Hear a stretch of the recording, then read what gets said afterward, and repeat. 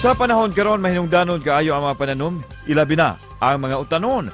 Usa sa mga padayong nagpromote ini ang usa ka simbahan sa Santa Fe, Isla sa Bantayan. Sagad sa ilang mga pananom, nagkalain-laing klase sa mga utanon nga swak nga isudan.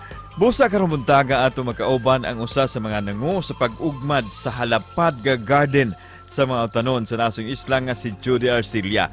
Dinhilang sa GMA Regional TV Live.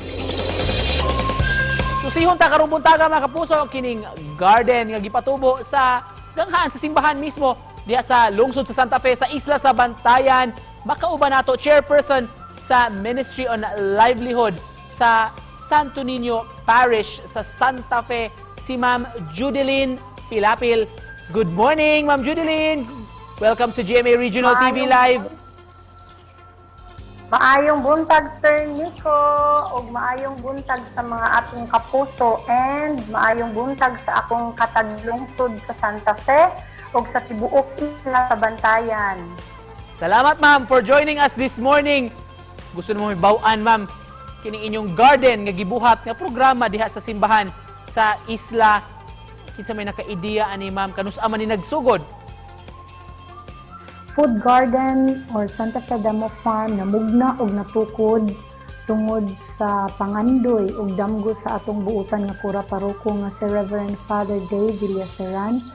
Kayang iyahag yung gusto nga matabangan ang daghang katawhan labi na kadtong mga kabus nga nahibiktima sa kalamidad diri sa amo ang isla.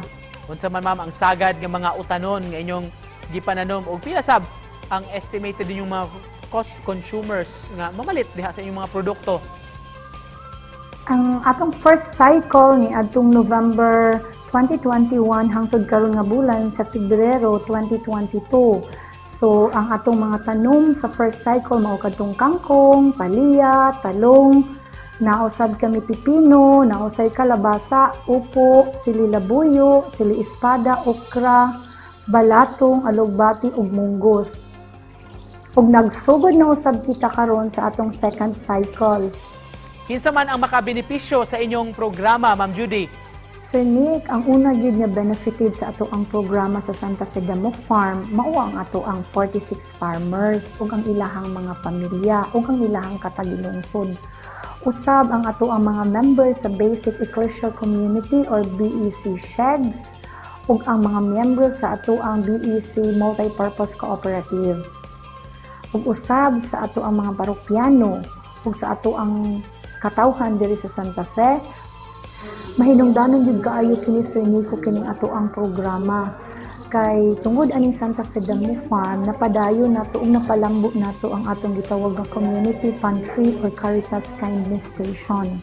Ug isipan na post, Ma'am Judy, mensahe nimo, Ma'am, sa atong mga viewers karong buntaga. Agig pa na po, Sir Nico, matud to sa usa ka maalamon nga speaker nga akong naatinan sa usa ka seminar. Ingon pa niya, there is no unfertile soil to a fertile mind. Walay daot nga yuta sa tambok nga kasing-kasing ug tambok nga huna-huna. Ug daghang kay salamat, Ma'am, sa pag-uban kanamo karong buntaga. Hinaot makabisita mi diha ug makapamu po sa inyong garden sa Bantayan, Ma'am Judy Pilapil. Daghang kay salamat, Ma'am.